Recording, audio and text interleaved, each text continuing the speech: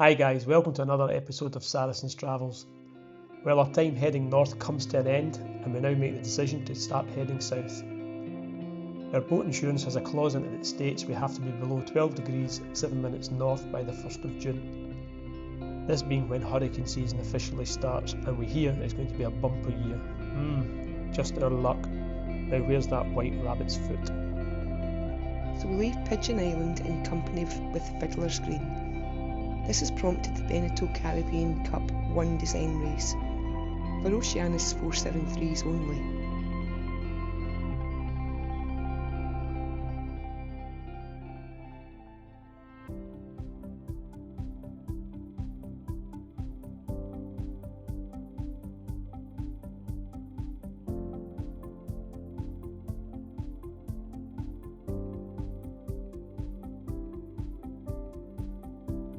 This was Morris and Jackie's view for most of the race. After tweaking the sails all day, it was announced that the race was a draw. Thanks to Morris and Jackie, we now have video footage of Saracen underway. We arrived back at Les Saintes with a plan of going walking. However, the anchorage this time around was very lowly, as the swell was coming from the northeast. We decided to move on to Dominica the following day.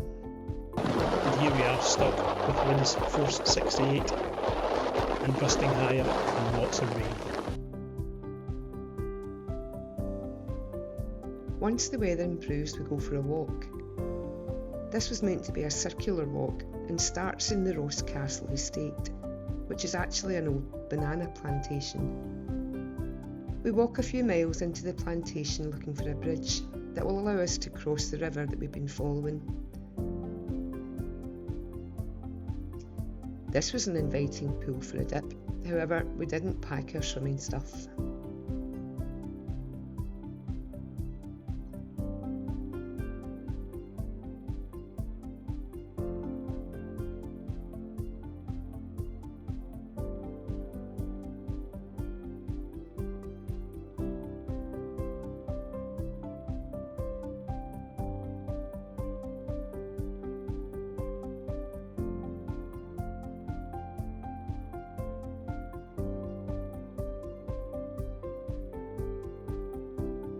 We eventually find the said bridge, however I think it might be impassable, even by my standards. No idea what people do that are walking the Wakibaki Trail, and it runs the length of the island. Not sure if I pronounced that correctly.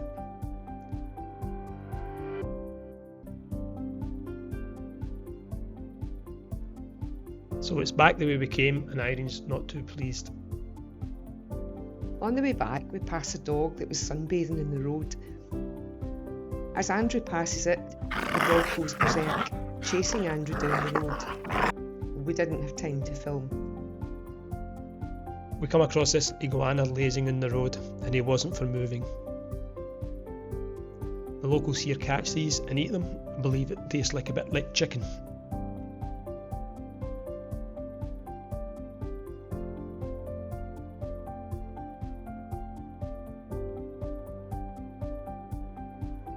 As we walk back to the dinghy dock at Portsmouth, we come upon yet another beached boat.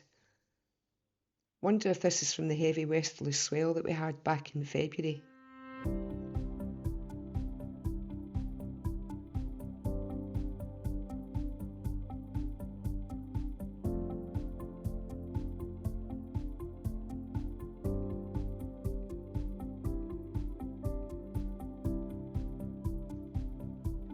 We walk back on the sand, along the beach, back to the dinghy dock.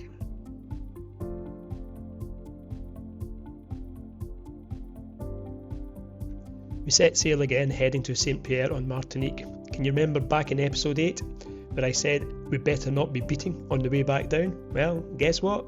Here we are, on a port beat, all the way back down to Martinique. We have the wind just off our port bow, well, maybe just.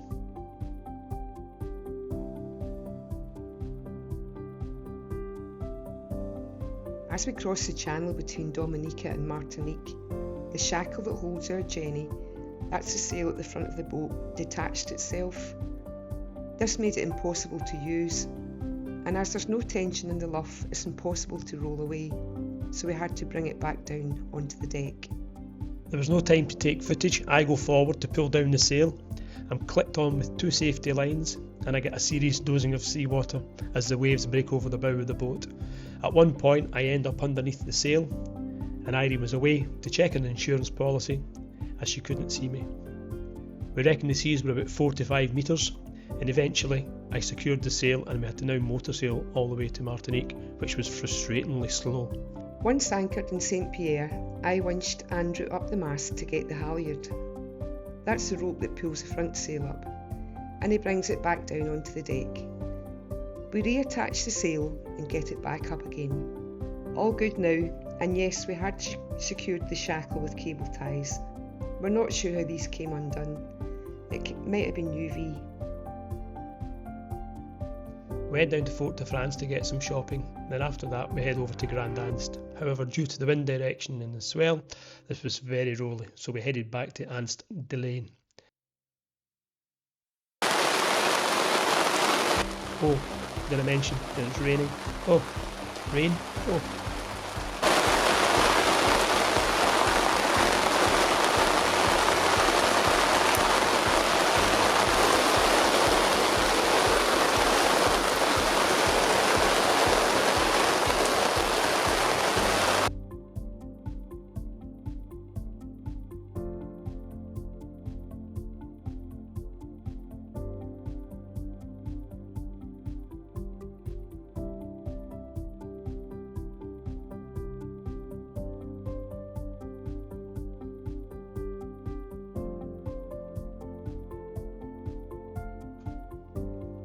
We hoist the mainsail, unfurl the jenny, and set sail off to Le Marin.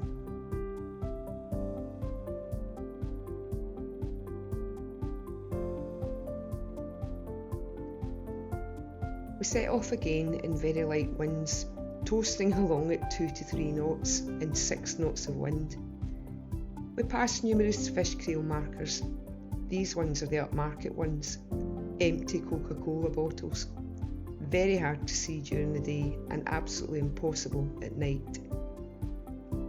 As we reach Grand Anse Arlet, the wind turns southeast and increases to 20 knots. This gives us a beat all the way down to Le Marin. Oh, the joys. But the hot sun makes up for it. 7 tacks later, we arrive at Le Marin. We go to the north side of the bay, next to Fiddler's Green. However, it's now a deep anchorage, as they've buoyed it off, and it's marked as a no anchoring area now. We don't fancy having 80 metres of chain out, so we head over to the south side and drop the anchor. We restock the boat again for the next couple of months, as we're heading back south into more expensive countries again.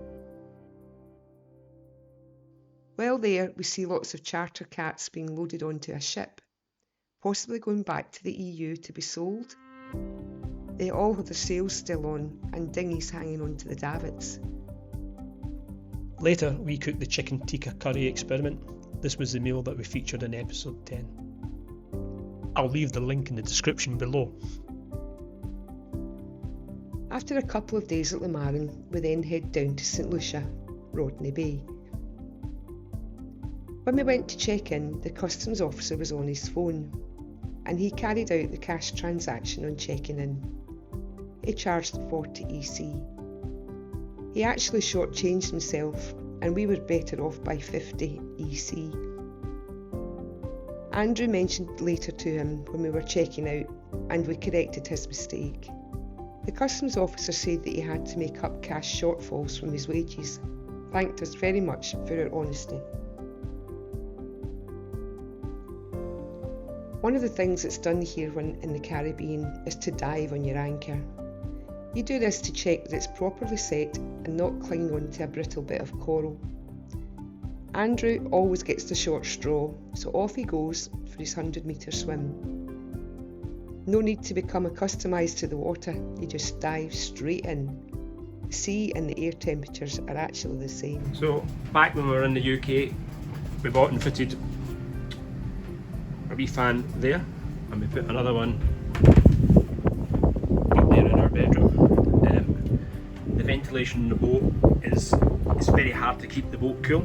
We generally sit outside, we very rarely come downstairs. So at the moment we've got 3 hatches open in here. We've got 2 roof hatches open in here. We've got another wee hatch open up there, and that's getting air flowing all the way through the boat, but it's still extremely warm downstairs. So we're going to fit yet another fan. We also have all the side hatches open, here, here and here, and we've also got blind material on there to keep the sun out when the sun gets overhead, and yet another attempt to keep the boat cool. So you guys that are thinking of coming over to the Caribbean, Miles, Chris, Graham, be warned, it's warm. I'm going to mount the fan up here. I'm going to run the cable down through here, and then in here when I rewired the boat last winter, I've got a spare positive and negative that I can use, and it's a fuse back here in there with a fuse bolt that I put in. Okay, so first of all I want to get a towel on here because this needs to lift off and sit down. Move these out of the way first.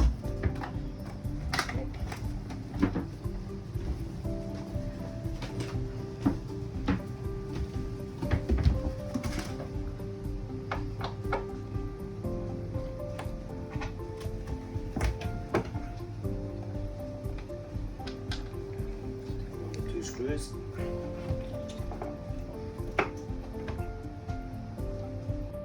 This is part of my rewiring of last year. So number 14, whilst it's fed, we're not using number 14 at the moment. So you just connect the fan up to that. And we can also switch on internal lights to have a look. Right. To get the base off, just take it to bits. This comes off and this is a base, so it can rotate, and it also rotates that way. I'm just going to go up here with it, and then we'll be able to rotate that and position that. So if you're working at the chat table, you can get some air, and also the idea is to get more air over into the kitchen. Like all boat jobs, let's hope it doesn't morph.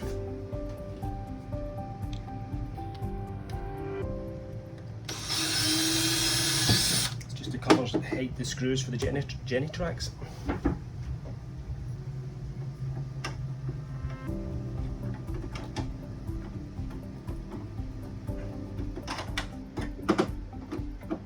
First mistake, I didn't put the mount back together.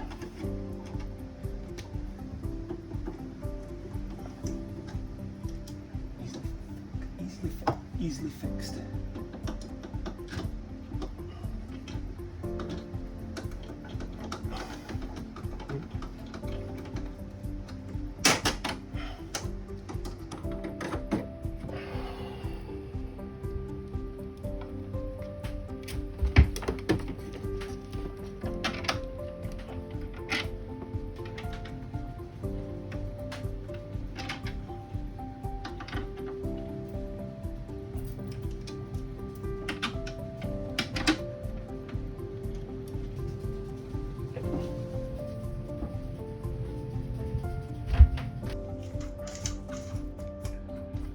Go and draw a wee hole here. Up in this corner.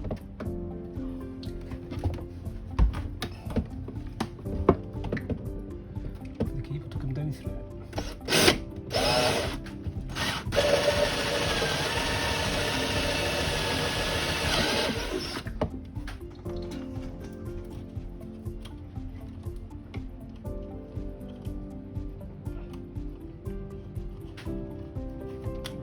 Cable down through.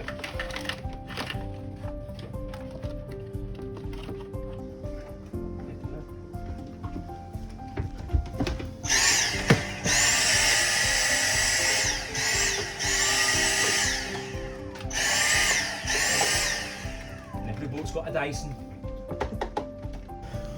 Just wire up.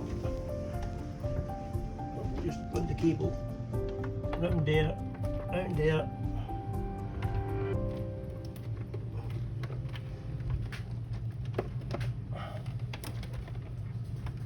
go into one of the cable trays and we'll come up. So we'll chop it there.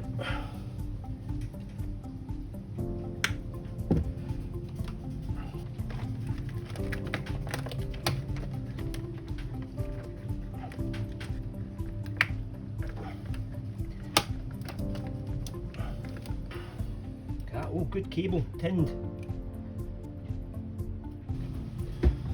Just temporarily put this into 14.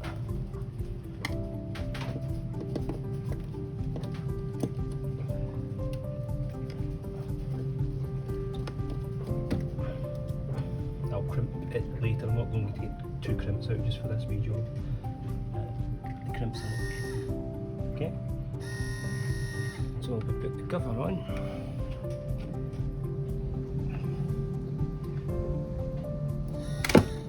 It comes off, the fan comes off. So they're just held on by a wee tiny spring, so you have to really make sure they're pushed on.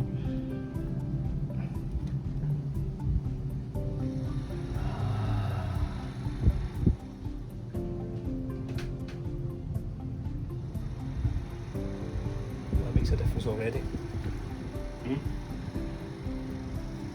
So as you can see, I'm sweating up here, so I'll try and dry it off.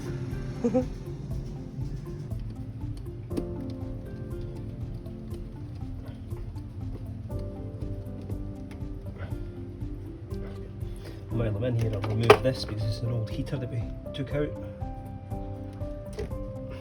That's the control panel for it, and the wiring limit. We'll strip out the wiring limit at a later date and then redo our solar over the winter or summers. Right, so it's just a case of tidying up the wiring now.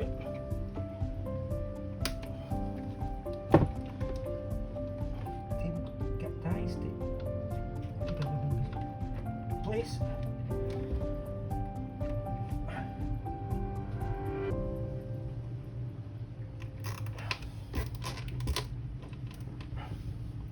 Tidy up, snip the ends off. You should be doing that because you go in with your hands, the ends scratch your arms. Right, and that's us. So I'll just put that. Right, Ben, I told you I have a better idea of putting this hatch on. It should be hingy so you can get into it easy. That's us. Retest again.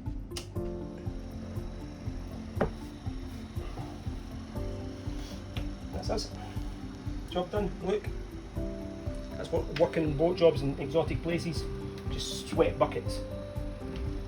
Right, I'm going to go jump in the sea now. Oh, you don't do this after you've finished a boat job in a Ardrossan.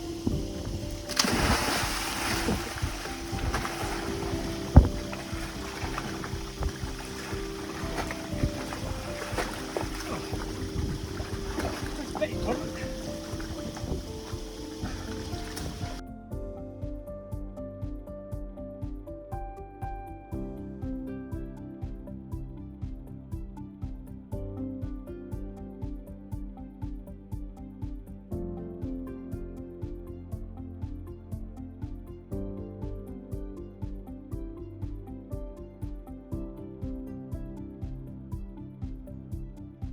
Our next hop is a big one, all the way to Beckwith, so we leave early the following morning for what will be an all-day sail.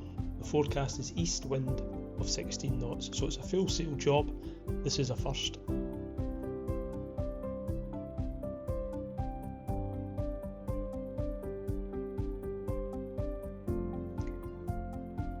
We have a very fast sail and we see 34 knots of wind in the channel between St Lucia and St Vincent, but we managed to hold on to full sail.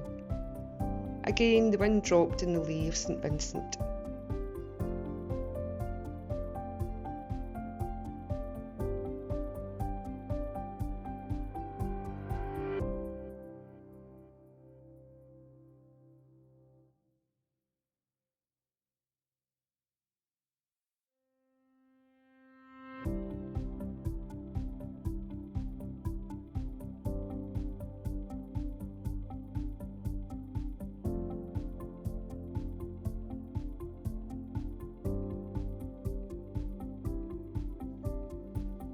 So we're now looking forward to the Beckwith channel.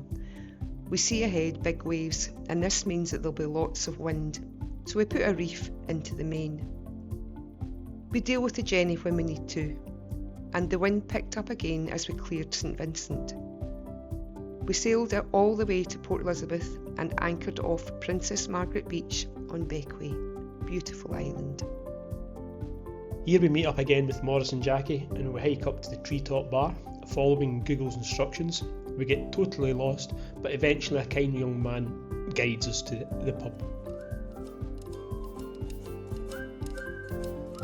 Again, another fantastic few weeks of our life has went by. Thanks for watching. Please remember to leave a like and subscribe to our channel. Saracen out.